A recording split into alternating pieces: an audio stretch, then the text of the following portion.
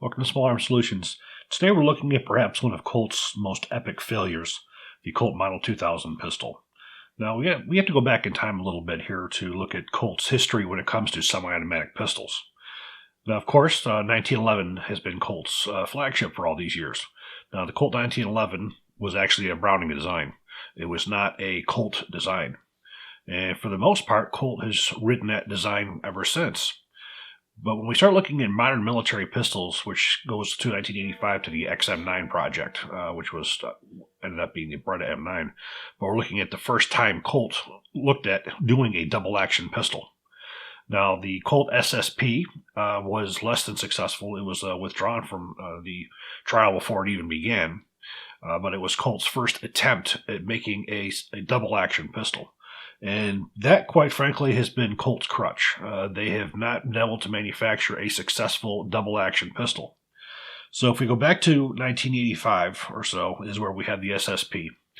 Now, very few of those still exist today, but it was sort of a hybrid 1911 type pistol.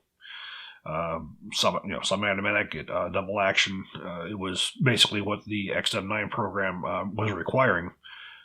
Again, they removed it without having any justification or reason why. So obviously they weren't very confident in it. So Colt has not had much luck at all in manufacturing anything modern for as far as a pistol for modern military use. You did see they had that sale of the M45A1 to the Marine Corps, which was sort of a joke.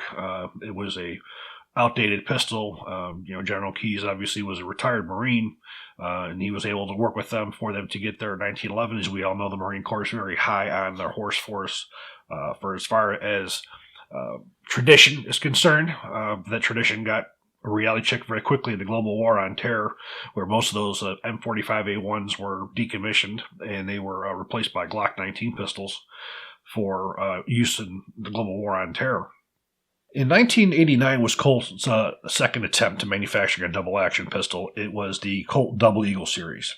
Now, of course, the Colt Double Eagle series was a 1911 that was converted to a double-action trigger. Now, that trigger was actually designed by Ron Smith over at Smith Enterprises, which is an incredibly influential guy in the industry who not too many people know. He's also the designer of the Vortex flash hiders, best flash hiders in the world. He also makes the best chrome-plated bolt carrier grips for the M16 in the industry. So it was his design. Basically what it was, as you can see from the pictures, it was a decocking lever very identical to the SIG on the left-hand side with a hammer decock.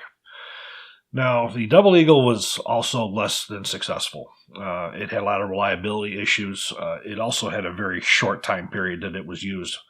In fact, when I was working at Colt just in the early 2008 time period, the security guards at Colt were all carrying Double Eagles. The Double Eagle was offered in the same sizes as the 1911s. You had an officers, a commanders, and a full-size government. They manufactured them in 45 auto as well as 10 millimeter. The 10 millimeter pistol was probably the most popular one due to the fact that it was one of the few 10 millimeters that was available at the time. The trigger on those was definitely not as nice as you would say you would have on some of your double action like a Beretta or a SIG that you would have today. The pistol was, for all intents and purposes, a modified 1911. So those guns are still available today. They command a good price. They're mostly stainless steel. There was some blues that I had seen, but for the most part, all pistols were offered in stainless steel. And at that point, in 1992, is when the development of the Colt 2000 came out. So what we're going to look at now is the Colt Model 2000 pistol. This has a lot of interesting history behind it. Even though it was an epic failure, it has a lot to do with Reed Knight's museum that he has over there in Titusville. So I think we're going to jump right into this. We're going to look around the 1990 time period, 91 time period. Reed Knight and Gene Stoner worked on a pistol at Knight's Armament Company, and what that pistol was a rotating barrel, and it was a semi-automatic pistol. It was designed as a compact pistol. It was a very good design. Well, Colt, as I said, has not ever design any of their own double action pistols. They looked at it and they got a license from Knights to produce. However, once Colt got a hold of it, they made a lot of modifications to it. And unfortunately, those modifications took a good design and really put it in a crapper. The original pistols you'll see from the photographs that we're showing you had a one-piece slide. It was compact. It was thin. It had a 6-pound trigger pull. It was a very compact gun. Colt decided they wanted to manufacture it as a duty pistol. So what they did was, as you see here, they enlarged it. Well, when they enlarged it, they envisioned this as being Colt's new pistol for military and law enforcement use. Well, when we look at the design, what they had done to it, it took away from the original design. It took away from the accuracy by all means. As we talked about, the original pistol utilized a rotating barrel with 5 lugs. And one thing we're going to talk about heavily here is the trigger pull. The original trigger pull was 6 pounds. So the original pistol, as you see here, has a 2-piece slide. This was one of the problems that came up. You'll see when we disassemble this pistol that this front nose comes off and it rotates. Now, this is on a cam surface. As you can see, the front sight here is on that piece that removes. You would never want to put a front sight on a removable part from the rest of the slide, because as this thing's going to loosen up, you're going to have a problem with accuracy. That's one of the changes they made. The original pistols were a steel frame, and what we see here is the polymer frame. Now this, of course, post times Glock, where Glock introduced the polymer frame. So this was certainly an epic change for Colt going with a polymer frame, but they did have a very heavy-duty stainless steel frame as well. This is a striker-fired pistol. Now, the trigger on this pistol is one of the things that really, really destroyed it. This trigger pull is about the same as, I'd say, a Stanley stapler. In fact, this pistol's trigger is probably slightly better than the VP70 done by H&K back in the 70s, which felt like a staple gun trigger. In fact, I think the trigger pull is so heavy on this thing that it's very, very difficult to shoot. You tend to pull the trigger, not to mention the way the reset works on it, it has to go all the way forward every time. So not only does that make it difficult for rapid fire, I think it makes it a little, well, let's just say when I shot this pistol, I was getting a lot of fatigue on my trigger finger, just because of the fact that it was so heavy. There was also a recall on this pistol due to the trigger mechanism as well. They had to change the safety design on here to prevent it from firing unintentionally. In the 2 years this pistol was developed, it already had a recall on it. The recalls within the first year replaced the trigger with an articulating one designed to prevent accidental discharge due to objects in the trigger guard while reholstering. So looking at the pistol, we're going to look at some of the features on it. As you see, we have, it is not an ambidextrous magazine release. We have the magazine release on the left-hand side. We have this ergonomic grip. And the grip actually doesn't feel too bad. It was more so just the trigger. We have a very large slide release, which is extremely comfortable for somebody with right hands. Unfortunately, with left hands, it was very difficult to operate. You would have to slingshot. You would not really have a lot of use of that. But I do believe that because it's so long, it did enable you to use your finger on your left hand to be able to release it. Now, this has nothing really in common with a Glock pistol whatsoever, other than just the fact that it's striker fired. So we definitely can say that this has nothing to do with the Glock pistol. So taking a look at the pistol, we have a magazine. We have a steel 15-shot magazine, which at the time the pistol came out, you had the Beretta M9 or Beretta 92 FS and the SIG, which were all 15-shot magazines. You have a flared magazine well on the bottom that made it relatively easy to install the magazines. As I said, it was a right-hand-only magazine release. Now for disassembly, we have a captive detent. So what we're going to do is we're going to push inward. Now the magazine was designed so you'd be able to go underneath and lift up.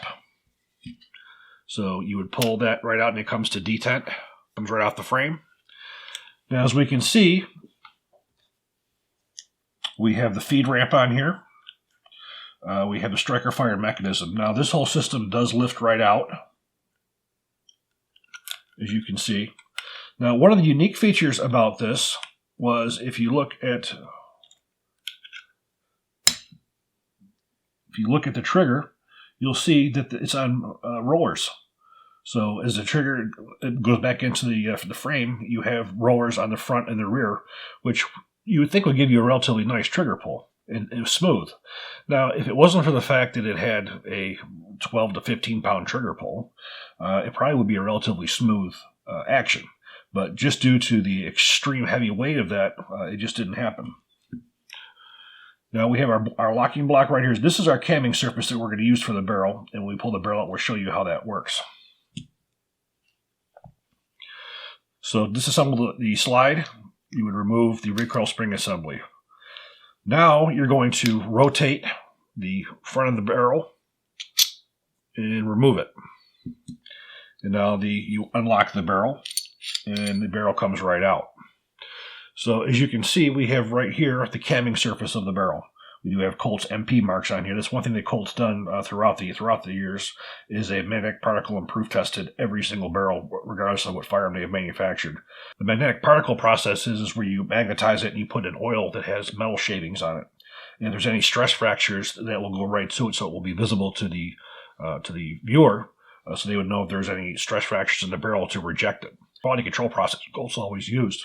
So again, we have the camming surface. So that camming surface will slide into the cam on the lock. And as you can see, as it moves, it rotates. You have 5 locking lugs that have a very short throw to unlock as the barrel moves.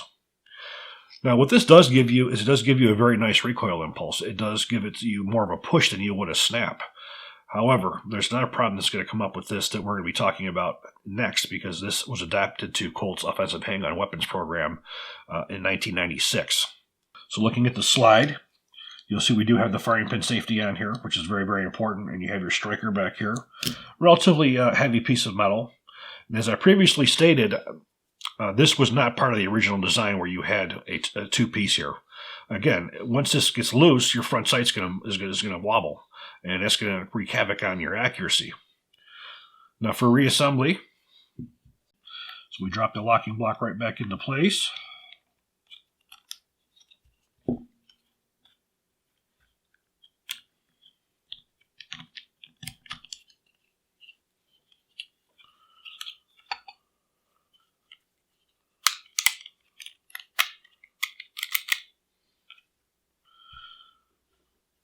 Now for reassemble of the barrel, we drop the barrel right back into place. We want to put it into the lock position. As we can see, it goes into the lock position right there.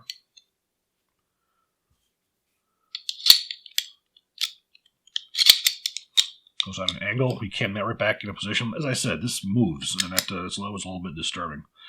Again, it wasn't designed that way. This was something that Colt had decided to do to it. Insert your recoil spring. We drop the slide back on the frame.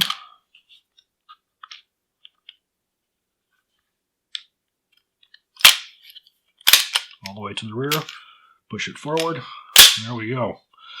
And as we said, we have a very, very long double action pull. Now, commercially, this pistol did not do very well. Now, in 1992, there came the OHWS program from SOCOM, the Offensive Handgun Weapon System. Colt wanted to enter it. Well, the interesting aspect of it was the SOCOM specified no 1911s due to the fact that the durability and the accuracy requirements, not to mention that the reliability and durability with plus P ammunition. The 1911 was not going to do it. They also wanted a suppressed gun. The 1911 wasn't going to cut it. So Colt was basically, if they wanted to get into the program, they would have to come up with a new pistol. So what they did was, with the failure of the Colt 2000, they wanted to try to recoup some of the money. They couldn't use their 1911. They took the rotating barrel mechanism off of the Colt 2000. And then what they did was they combined their 1911 with the Colt 2000. So in essence, what you had was a 1911 frame. Instead of utilizing a double column magazine, which was requested by SOCOM, they went with a 10-shot single column magazine, 1911 style. They went with the trigger action of the Colt Double Eagle. So you had the same decocking lever that you had on the Colt Double Eagle. And they utilized this locking mechanism. And due to the fact that it did require a sound suppressor, this was probably the most intriguing part of the design, was you couldn't attach the suppressor to do the barrel because the way the barrel would rotate, if you were trying to attach something to that, that would prevent it from functioning properly. So what they did was they made a attachment that went onto a rail over the end of the barrel, and you would attach the suppressor right to that, so it wouldn't impede on the barrel's locking and unlocking process. Now, talking to Colt engineers about it who were there at the time, they said they only had 6 months to come up with the design. A lot of those engineers were not happy with what they came out with because really it was a hodgepodge of several Colt designs. They didn't feel they had enough time to really tweak the system. And HK entered their offensive handgun weapon system. Well, this was a brand new pistol that came out of their USP program, which is manufactured of completely modern materials, polymer frame, a heavy-duty recoil reduction mechanism, and the accuracy that pistol was able to produce was just unbelievable. The Colt pistol didn't even make it through phase 1 going up against it. The durability and the reliability, HK really outdid themselves on making a pistol that breached the match grade versus combat reliability. Most of the time you have to sacrifice one for the other. You can have a match accuracy pistol, but because of the tight tolerances, you can lose a lot of the reliability. Or if you want to have a reliable gun, you have to loosen things up so you don't get as much accuracy. Well, for somehow HK was able to bridge that gap with both. The Colt offensive handgun weapon system was also a major failure. Looking back at that and talking to the engineers, it wasn't necessarily what they wanted to do. Colt does not have and has not had engineers who were really pistol savvy for forever. When it comes to making revolvers, so back in those days, these guys did a beautiful job. But when it came time for pistols, they just could not get it together. So we go back to '89 with the Double Eagle. The Double Eagle was a failure. Relatively few years that went into production. That was referred to as the Series 90. It had the passive firing pin block, and it had a double action trigger. Now we go to '92. We have the Colt 2000.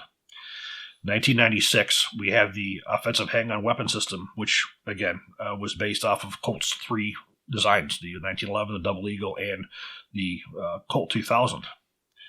So now we're going to go to 1998. Now, in 1998, Colt approached CZ. Colt wanted a pistol that they could sell, double-action pistol. CZ basically took their CZ75 at the request of Colt. Colt wanted some modifications. First and foremost, they wanted to go to 40 caliber. Now, there's a couple reasons for this. First off, during this time period, 1998, the assault weapon ban was in place. So you had a limit on 10 shots in the magazine. So there was no point in going with a CZ75 where you had a pistol that was capable of having 15 rounds and just putting 10 in it. Colt wanted to take advantage of the new 40 caliber round that was just introduced. At that time, the 40 caliber round took law enforcement by storm and the industry by storm. When it first came out, oddly enough, it was developed by Smith & Wesson and Federal. Glock was the first one to come to market with a pistol to fire it. And then, of course, you had the Smith & Wesson 4006, then you had the USP 40, and you had the SIG 229, which were the most prolific pistols chambered in 40 caliber at the time. So they figured generally on a pistol you would get like 11 rounds out of a steel frame with an aluminum or steel magazine. So they wanted to go with the 40 caliber, which they did. And being Colt, they wanted to have the 1911 grip frame, those kind of ergonomics, which they did. So CZ gave them exactly what they wanted. And the pistol was referred to as the Colt Z40. Well, that lasted a very short period of time. There's less than 800 pistols that were manufactured. Basically, what would happen was they had Colt markings on them, but it still said "Made in Czech Republic." They were sent out, and Colt dropped it just like that. For at the time, there was nobody knew why they specifically dropped it. Well, the reason why they dropped it was they wanted to go with their new Smart pistol, which is some of you may know. Smart pistol was sort of based on the Colt 2000. What it was an electronics system in there that made it so only the operator could fire it. There were several ways they could have done it, but they went with this, I believe it was a ring that they had, that if the ring wasn't in proximity of the pistol couldn't fire. And also, if it was inverted or if it was pointing towards the officer, it couldn't be fired either. So basically it was to make it so, only the operator could use it, and it couldn't be turned against the officer, and it couldn't be shot with his own pistol. Well, that was another complete and utter failure. It had critiques from law enforcement. They didn't like it because of the fact that if something went wrong, the officer was left with a pistol that didn't fire. that was very, very short-lived. Now we're gonna come into the 1999 time period. Well, at that time is when General Keyes took over the company. General Keyes was a retired 3-star Marine general. Well, he had very strong feelings on 9mm. He basically came right out and said, and it was, Colt will never manufacture a 9mm pistol while he's at the helm. And they never did. And that leads us right up to the present time with the XM17 program. This was the first time in Colt's history, in the U.S. military's history, where Colt did not submit a pistol for a pistol trial for the U.S. government. There was no Colt pistol submitted for the XM17 program. And why was this? Well, first off, Colt fired all their engineers who knew what they were doing when it came to manufacturing pistols. They were all, in fact, one of the really good ones went over to Mossberg, and he was in charge of the Mossberg, first Mossberg semi-automatic pistol. They had approached a couple people in the industry about helping them make a pistol, but none of them wanted anything to do with Colt, so that really didn't work out for them. So that was it. There was no modern pistol, and this is one of the crutches that Colt has to bear right now, is the fact that they have no handguns for use for modern military. They never manufactured a well-made or a pistol that was capable of being a law enforcement or military-grade pistol. The legacy of the Colt 2000 pistol was very costly to Colt in another way as well, due to the fact they couldn't pay Reed Knight.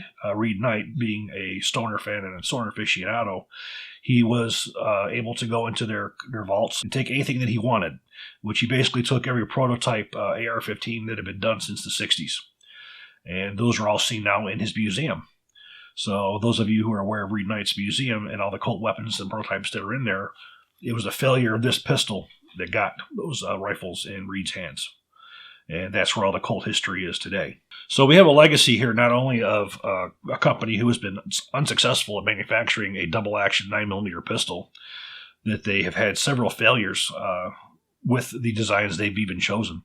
Now, was this design as Reed Knight and Gene Stoner presented to them a flawed design? No, the design was very well. It worked very well. That's why it was sold in the first place.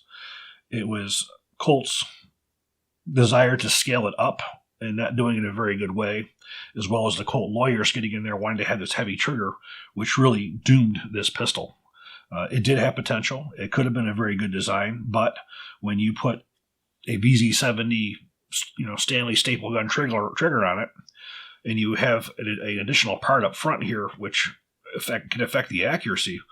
When we took this pistol to the range, you're going to see the footage pretty soon, the accuracy was less than impressive.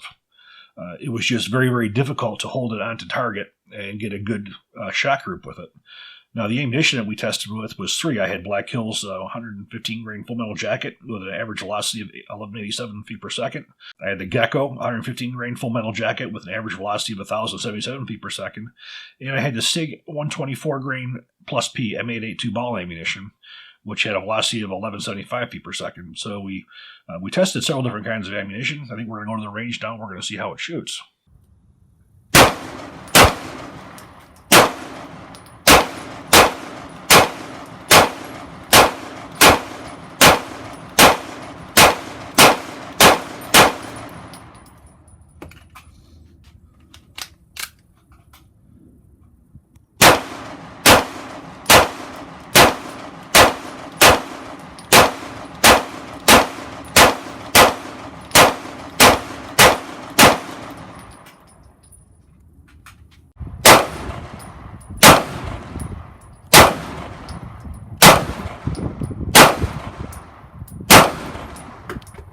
Well, as you can see from the targets, that there was it was less than impressive. I was shooting at 15 yards for the most part because I wasn't really hitting paper too well at 25 yards with it. It was very, very difficult to have a consistent trigger pull with it. It was just a constant heavy. Now, for as far as reliability was concerned, the pistol never malfunctioned on me. I didn't fire a lot of rounds out of this. This was loaned me by my good friend Brent. Brent's very much a Colt aficionado. He likes everything that's Colt, and he was generous enough to send this to us to take a look at, and I didn't want to put 1,000 rounds through his pistol. The pistol, when he sent it to me, it was virtually unfired. We just wanted to put a couple rounds through it, and he allowed us to do that. But, overall, one of Colt's biggest failures in designs. But unfortunately, that continued throughout this company's history, with not being able to get away from the 1911. And that really leads us to where we are today with Colt, with their inability to get contracts for pistols.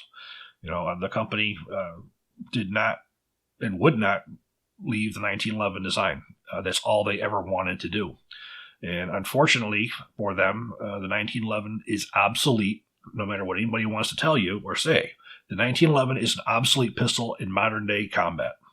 The 45 caliber is, I love the 45 caliber, but the higher capacity, the more durable, they want to have a better pistol. If you look at the XM17 requirements, it pretty much puts out right there what modern military pistols need to be. Colt has a map of exactly what they need to be. They either are going to look at that and make something, or they're just going to be left out of any future handgun competitions, which we hate to see. So I hope you guys enjoyed this video. This is a very interesting pistol. It had a lot of effect on Colt. Most of it was negative. The design was a failure for as far as their Colt 2000. It was a failure for their offensive handgun weapon system. Now, Beretta has gone on to take this rotating barrel and make successful pistols, the PX4 system, even the Cougar. So there is a way to do it right. It just wasn't a way that Colt had been able to figure it out. So, very interesting pistol. Only made for 2 years. Quite a shame. Every attempt that Colt has made has been external for as far as designing. They have not designed any of these pistols in-house. And for some reason, that's been their curse. Starting off with a blank sheet of paper and not having anything to do with the 1911 was just not in their DNA. They were just unable to do it. Again, we hope you enjoyed this video. If you do, please click like, please subscribe, and even better, share. Thank you.